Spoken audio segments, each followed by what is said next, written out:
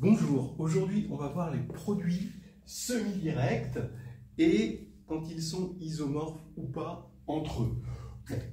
C'est une grande histoire dans la classification des groupes, mais on va le voir par le petit bout de la lorgnette. Si je devais définir proprement les produits semi-directs, je pars de KH de groupe, voilà, et phi, un morphisme qui va de H dans les automorphismes de K. Voilà. Qui a petit h donne phi h. Donc phi h va de K dans K, et c'est un automorphisme de K. Bien. Et je vais appeler G, le produit semi-direct de K par H via phi. Eh bien, G en tant qu'ensemble, c'est le produit cartésien de K par H. Et la multiplication sur G, c'est KH, donc le couple ici KH, et K'H'. Donc c'est une multiplication, je mets indice phi, qui est égal à K phi H de K' et HH'. Voilà, hein, d'accord. Donc phi H de K', c'est bien un élément de K.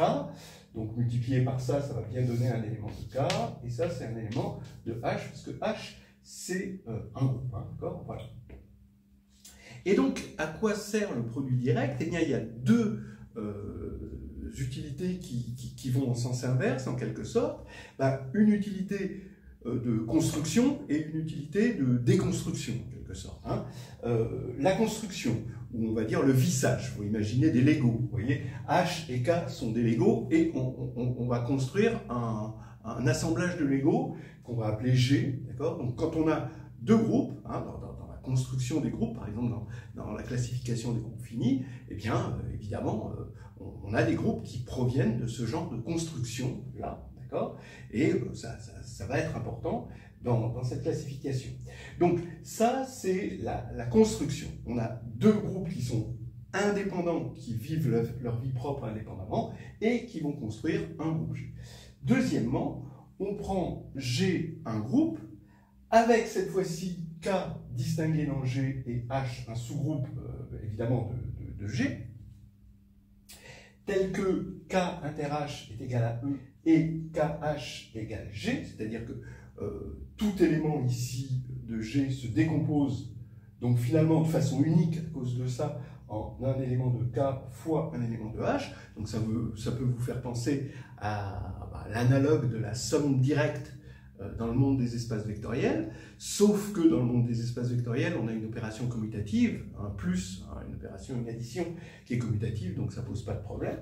Et bien, dans cette situation, on a G qui est isomorphe à cette construction-là, pour un certain morphisme phi. Et qu'est-ce que c'est que phi? Cette fois-ci, vous voyez bien que K et H ne sont plus indépendants, ils habitent dans le même, dans le même groupe G, et comme K est distingué dans G, eh bien petit h agit par automorphisme intérieur sur K.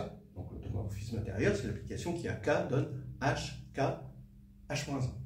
Voilà. Donc, vous voyez que là, on visse des Legos pour créer des groupes, et là, on les dévisse. Et ça, c'est intéressant parce que, par exemple, si on fait de la théorie des représentations, le fait de savoir que G se dévisse comme ceci, eh bien, on peut connaître la théorie des représentations de G à partir de la théorie des représentations de K et celle de H, quand K, bon, il faut pas exagérer, en tout cas, quand K est abélien, c'est fait dans le livre de Serre, théorie des représentations des groupes finis. Là, maintenant, ce que je veux savoir, c'est que je vais prendre phi et psi, deux morphismes comme ceci, de H dans haute de K. Donc j'ai fixé, hein, on fixe H et K. Ça, c'est deux groupes. Là, ils sont indépendants. Hein, ça, c'était juste pour donner un exemple. Quand est-ce qu'on aura que K phi comme ceci, H. Donc ça, vous voyez, ce petit truc veut dire que là, c'est ouvert et là, c'est fermé. Hein, c'est-à-dire que là, c'est K qui est distingué. Et quand est-ce qu'il est isomorphe? On va dire naturellement, ici, à la même chose pour ici. Voilà. Alors, ça, c'est un problème, et on va voir que le problème est quand même pas du tout évident, et en particulier qu'on a des solutions générales à ce problème, mais pas des solutions totales. Alors allons-y. Eh bien, on va regarder, on va fixer sigma dans haute de K, taux dans haute de H, voilà. Et regardez, bon, j'aime bien faire ça avec des petits diagrammes commutatifs, d'accord? On a ici un morphisme ici, un morphisme ici. Entre là et là, on va de H dans H, donc je mets taux, puisque c'est dans haute de H. Là, on va de haute de K dans haute de K. Eh bien, comme sigma est dans haute de K, je peux prendre l'automorphisme intérieur, d'accord, qui est indexé par sigma. C'est-à-dire, on prend l'automorphisme, on le compose à gauche par sigma et à droite par sigma moins 1, ce qui nous fait un automorphisme par 1 sigma. Donc, qu'est-ce que ça veut dire? Bon, j'aime bien le voir comme ça, je trouve ça assez joli, hein, d'accord. Je conseille aux gens d'utiliser ce genre de diagramme commutatif, ça rend les choses plus claires que l'équivalent en opération, puis on voit bien d'où ça va, où ça vient. Je trouve ça mieux comme ça. Bon, bref. Maintenant, qu'est-ce que ça veut dire? Ça veut dire que psi rond taux de H, quand on va partir de H ici, hein, ça c'est égal à ça, donc psi rond taux de H, c'est égal à, eh bien ici on aura phi de H, et on va prendre l'automorphisme intérieur, c'est-à-dire sigma rond phi de H rond sigma moins 1. Voilà. Et j'affirme que si je définis psi comme étant comme ceci, c'est-à-dire psi finalement c'est ça, donc taux moins 1 d'abord, puis phi, puis int sigma.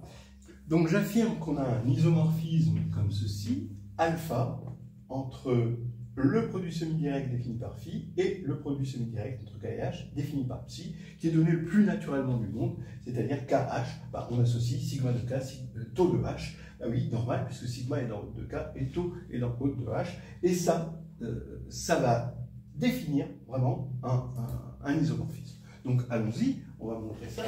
D'abord, bon, je l'appelle alpha, donc je veux regarder KH point phi K prime H prime. D'accord?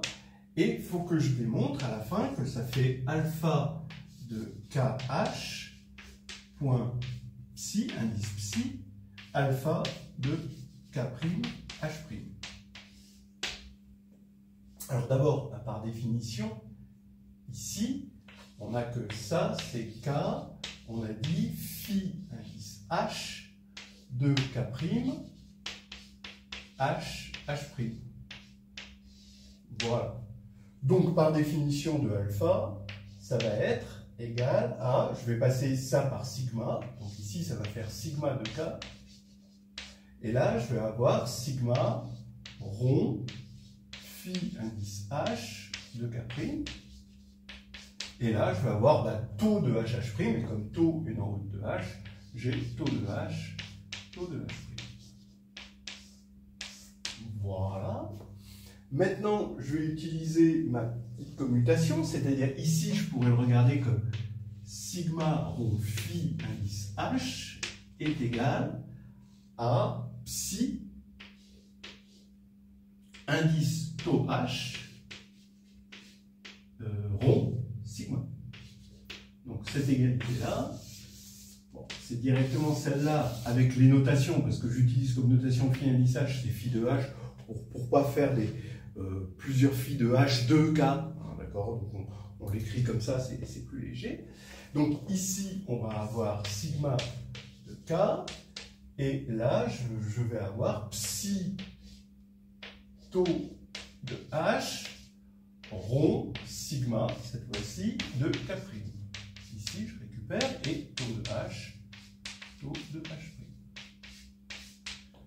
Bah oui, d'accord, si vous voulez, si vous n'êtes pas convaincu déjà, vous avez sigma de K psi taux de H de sigma de K', taux de H, taux de H', et donc ça c'est égal à sigma de K, sigma taux de H, point pour psi de sigma de K', taux de H'. Et donc ça, c'est bien ça, fois 10 psi de ça. Voilà. Et on se demande, est-ce qu'il y a une réciproque à ça? Est-ce qu'on se dit réciproquement, si deux produits semi-directs sont isomorphes, est-ce qu'on a cette situation? Eh bien, non, pas du tout. Et je vais montrer que c'est beaucoup plus compliqué que ça. Alors, regardez donc cette situation. Vous prenez comme groupe G le produit direct de Sn et de C2, le groupe multiplicatif à deux éléments. D'accord? Donc, c'est l'ensemble des couples sigma epsilon. Epsilon, c'est plus ou moins 1, hein, c'est le groupe C2, on va le regarder comme ça. Et sigma, c'est dans Sn. Et donc, la multiplication, elle se fait produit direct, donc terme à terme.